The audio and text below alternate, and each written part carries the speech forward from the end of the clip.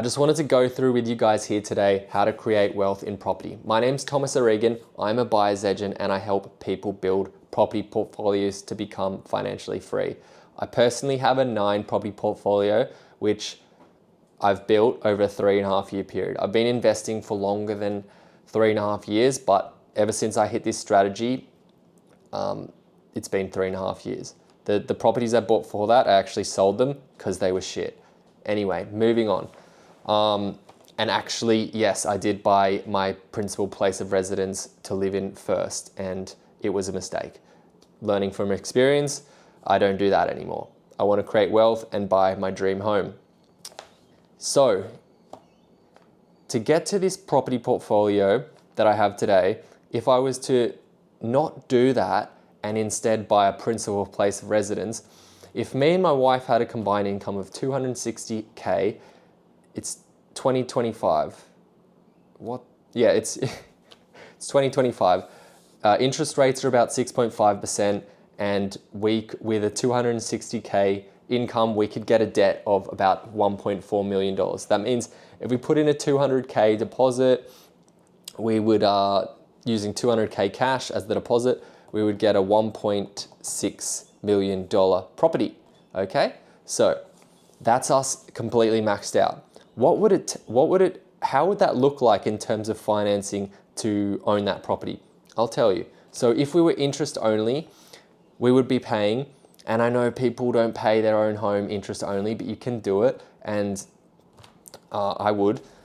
Interest only, if the repayments were at 6.5%, the interest on that property would be 91K interest per year. 91K interest per year. And to own that home, just rough ongoing costs would be about 15K per year. That's for like, either if it was a 2-bedroom apartment really close to the beach, like strata fees, CapEx fees, like if anything breaks, if any of the appliances break, like little cosmetic renovations, CapEx fees, you need to budget for that stuff, council rates, water rates, taxes, that sort of stuff.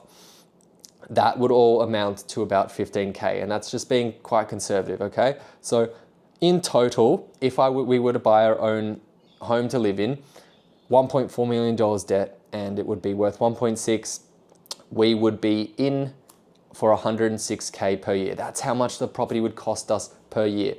And assuming, so just let that sink in. To own a home to live in now for us as a couple, using our maximum borrowing capacity, buying a $1.6 million home, it's costing us $106,000 per year for the interest and for the expenses of owning the property. Let that sink in. Okay. What's good about it though? Okay, we own our own home, and I don't know, the freedom of that, whatever that's worth to somebody, is great, right? You own your own home, yay.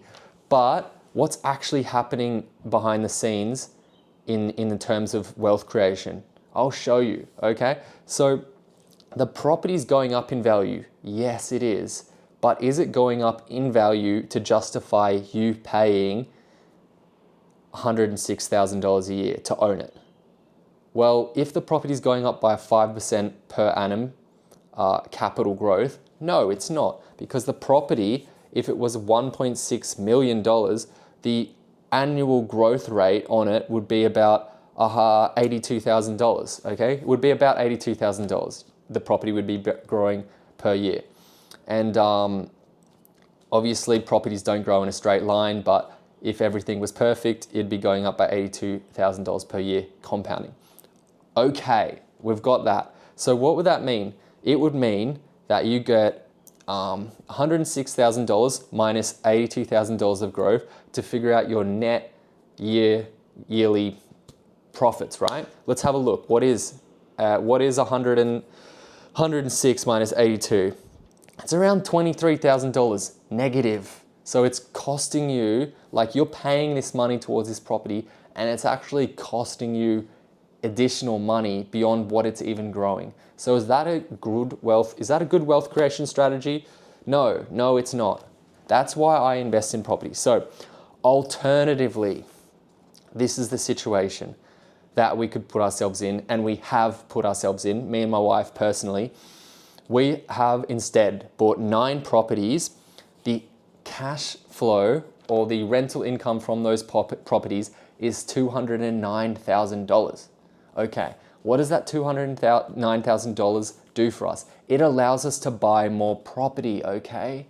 Buy more property. You want to get the biggest asset base as you possibly can. Okay, so instead of our asset base being $1.6 million in a home to live in, it is actually $3.5 million. Our 9 properties are worth $3.5 million. And properties go through market cycles, okay? So generally in Australia, properties go through a 10-year market cycle. And what that means is they basically double every 10 years, okay? So if we were to take our $3.5 million asset base and double that over 10 years, it would be worth 7 mil. If we were to take a property that we own and we're paying $106,000 a year to own, through a market cycle, that property would be worth about $3.2 million.